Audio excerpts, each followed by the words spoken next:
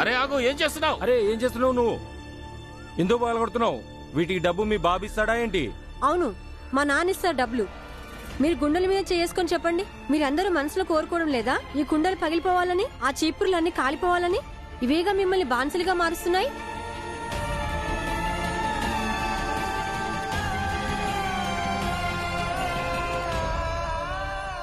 మేము అదే కోరుకుంటున్నాం. కానీ మేము అనుకుంటే ఏం జరుగుతుంది? ఆ వీధుల్లోనే మా అందరి బతుకులు గడుస్తున్నాయి. ఇక ఈ చీపుర్లు కుండలు కట్టుకోకుండా మేము ఆ వీధుల్లో నడవకూడదు. అయితే మీరెవరు ఆ వీధుల్లోకి వెళ్ళకండి. వెళ్ళిపోతే ఎలా? మేము వెళ్ళిపోతే మా పెళ్ళాం పిల్లల సంగతి ఏంటి? నువ్వింకా చిన్న పిల్లాడు భీమరావు.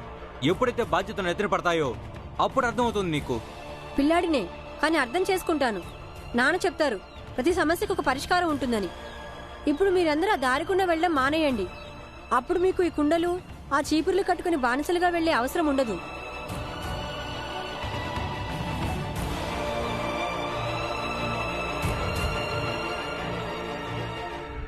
ఆ తర్వాత అప్పుడు కొత్త దారి చూసుకుంటాము. భీమరావు, నువ్వు ఇంకా చిన్నవాడివి, నీకేం తెలీదు. ఈ సామాజిక ఆచారం చాలా జటిలమైనది. సమస్యలు వస్తాయి. ఎప్పటి నుంచో వస్తున్న ఈ ఆచారాన్ని పోగొట్టడం చాలా కష్టం. ఎక్కడో ఒక చోట మొదలవ్వాలిగా బాబాయ్. ఆచారం పేరుతో ఈ దురాచారాలు ఎన్నాళ్ళని భరిస్తాం చెప్పండి? మీరు మీ పిల్లల భవిష్యత్తుని కూడా ఇలాగే తయారు చేస్తారా?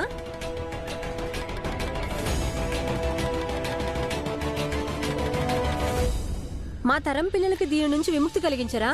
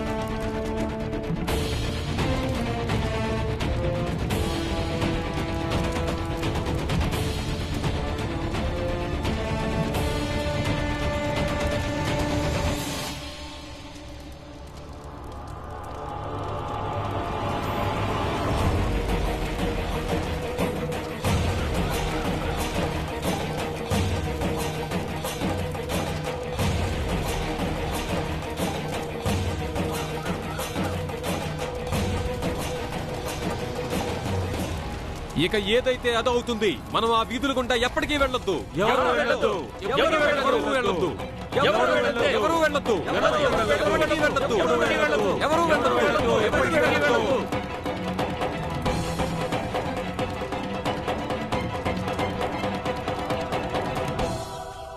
ఇంకేంటి సంగతిలో?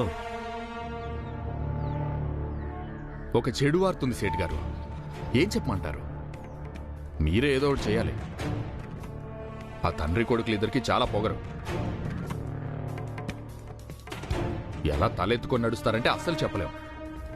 వాళ్ళ స్థాయికి మించిన పొగరుంది వాళ్ళిద్దరికి. ఒక్కసారి ఆ తండ్రి కొడుకుల ఆత్మాభిమానాన్ని దెబ్బ కొట్టామంటే అప్పుడు ఇద్దరికి తిక్క కుదురుతుంది, పొగరు మొత్తం దిగిపోతుంది.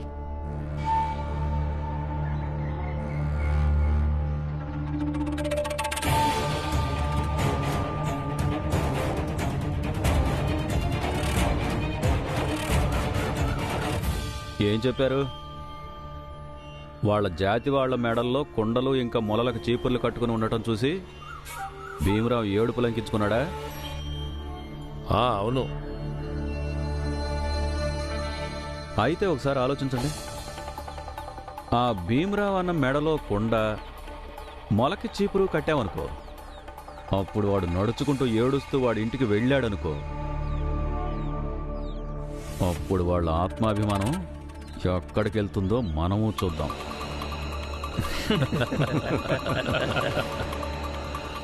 బాగుంది సేట్ గారు, బాగుంది. ఏం ప్లాన్ వేశారండి మీరు? నిజంగా చాలా తెలివి ఉందండి మీకు.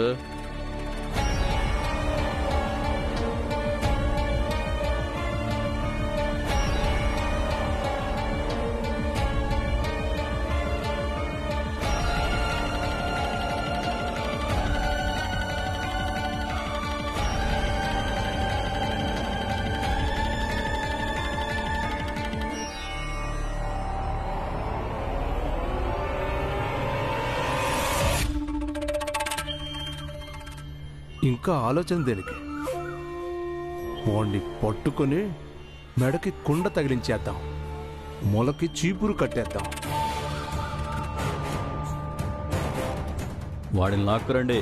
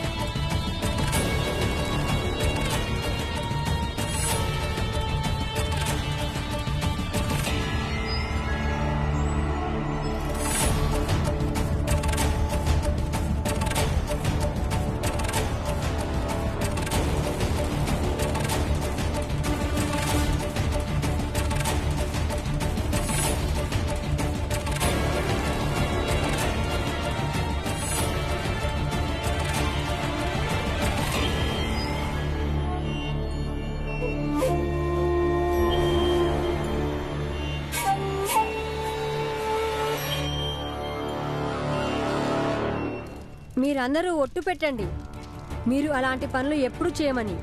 మనకు మన జాతికి అవమానం కలిగించే పనులు. మేము అన్ని అలాంటి పనులే చేస్తాం భీమ్. ఎంత అవమానం జరిగినా భరించి చేస్తుంటాం. కానీ ఆ పనులు చెయ్యకపోతే మేము ఎలా బతుకుతాం?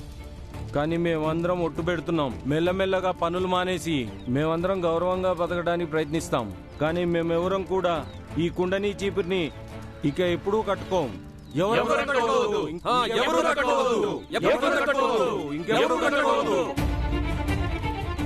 మన గౌరవం ఇంకా మన జాతి విముక్తి కోసం మనం పోరాడకపోతే అప్పుడు మనకి ఎవరు గౌరవం ఇవ్వరు.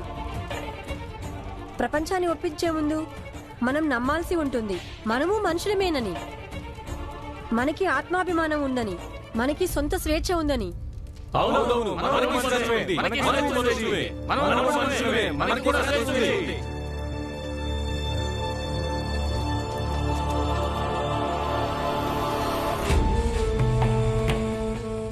ఇవాళ వీడిది, వీళ్ళ నాన్నది, తమ్ముడిది ఆత్మాభిమానాన్ని నడిబజార్లో నడిపిస్తాను. అప్పుడు తెలుస్తుంది ఈ సన్నాసులకు వీళ్ళ స్థాయి ఏంటో.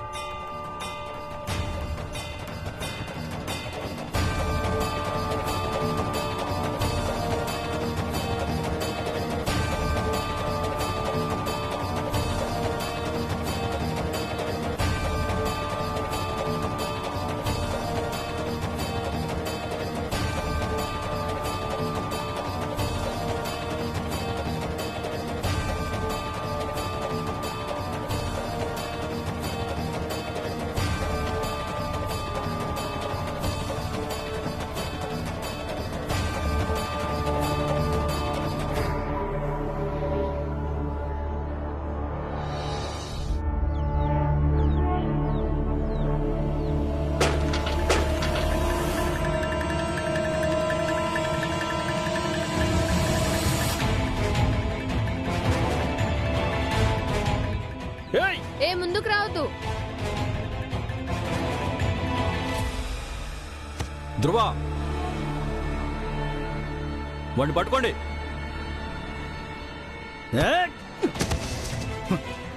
ఎవరు ముందుకు రావద్దు. ఎవరైనా ముందుకొచ్చారో అందరి తలలో పగలు కొట్టేస్తాను. ధ్రువ, ఆనంద్, మీరిద్దరు ఇంటికి వెళ్ళిపోండి. కానీ పురిందన్ బాబే నువ్వు? మీరు నా గురించి ఆలోచించద్దు, నేను చూసుకుంటాను. మీరిద్దరు కుడివైపు నుంచి వెళ్ళిపోండి. వాడి నువ్వు కాపాడతావా? వీడి కాళ్ళు విరగొట్టండి. వీడికి బాగా బుద్ధి చెప్పండి. వెంకీ, ఆ కర్రెవరా నిన్ను? మనం వెళ్ళి వాడి సంగతి చూద్దాం. పదండి మంగేష్, ఆశీష్, వీడిని వదలొద్దు.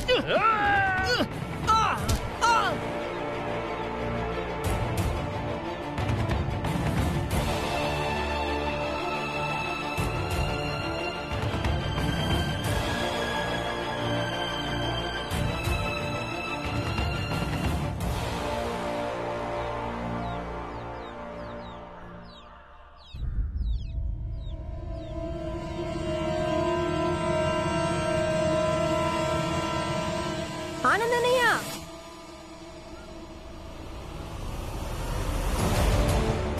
ధ్రువ, ఏమైంది? మీరెందుకు అలా పరిగెత్తుకొస్తున్నారు? ఇలా భయపడుతున్నారు ఎందుకు? భీమ్, ఆ ఊరు వాళ్ళు మా వెంట పడుతున్నారు. కానీ ఎందుకు? ఏం జరిగింది? వాళ్ళు అంటున్నారు నా మెడలో కుండ కట్టి నాది నీది ఇంకా నాంది పొగరు అనుస్తారంట.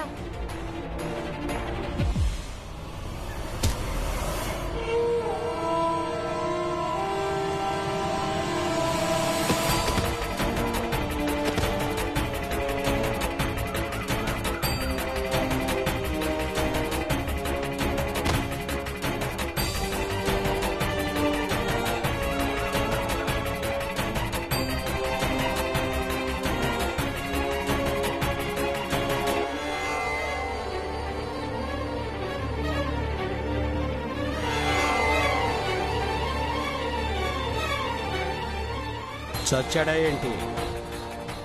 లేదు, ఇంకా బతికే ఉన్నాడు. చెప్పండి, చంపేయమంటారా? వద్దు, పాపం తగులుతుంది. రండి.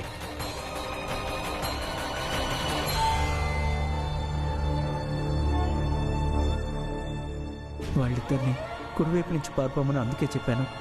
ఇటు కుడివైపున మా జాతి వాళ్ళు ఉండే వీధి ఉంది. వాళ్ళిద్దరు అక్కడికి వెళ్ళిపోయారంటే ఇక్కడ జరిగింది ఆనంద్ వాళ్ళకి చెప్తాడు. ఒకవేళ ఆనంద్ వాళ్ళ చేతికి చిక్కాడంటే గనుక వాళ్ళు వాడిని చంపేస్తారు. మీరు ఓపెన్ చేయండి. మీరు వెళ్ళి ఆ ఇంట్లో దాక్కోండి. భీమ్, నువ్వు కూడా వెళ్ళు, మేము చూసుకుంటాం.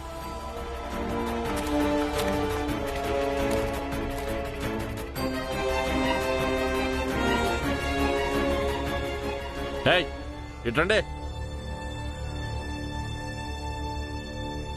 మీలో ఎవరైనా నా కొడుకు ఇంకా భీమ్రావ్ అన్నయ్యని ఇక్కడికి రావడం చూసారా? లేదు, ఇక్కడికి ఎవరూ రాలేదు. మేము ఎప్పటి నుంచో ఇక్కడే ఉన్నాము.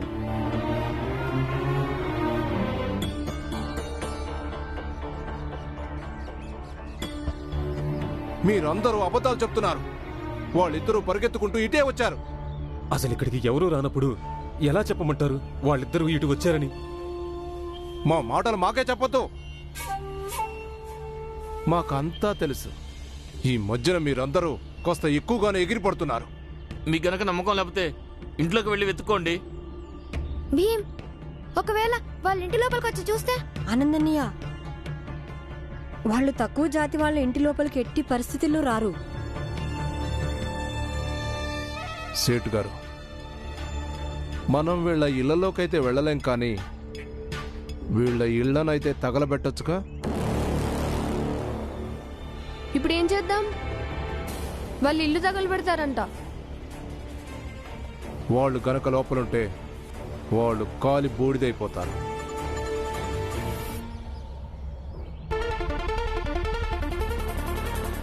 అయితే వెళ్ళి తగలబెట్టండి.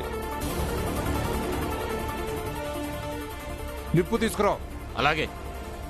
ఏ ఆగు ఆగు. ఏం మాట్లాడుతున్నావు? నీకు మతి చెడిపోయిందా ఏంటి? లోపల నా కొడుకు ధ్రువ కూడా ఉండొచ్చు. మరి మీ అబ్బాయి ఆలోచించాలిగా. అరే, మన జాతి వాడంటే మనలాంటి బుద్ధులు ఉండాలి. వీళ్ళ జాతి వాళ్ళతో ఉంటే అప్పుడు ఇలాంటివన్నీ భరించాలి. మరి నిజమా కాదా? అక్షరాల నిజం.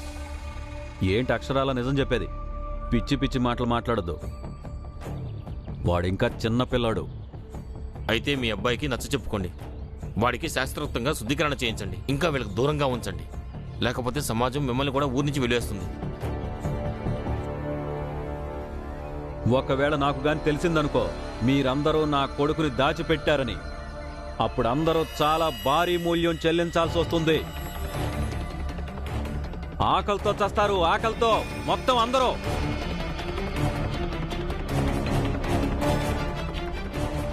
ఏయ్, మీరు అక్కడ వెతకండి రా. పదండి.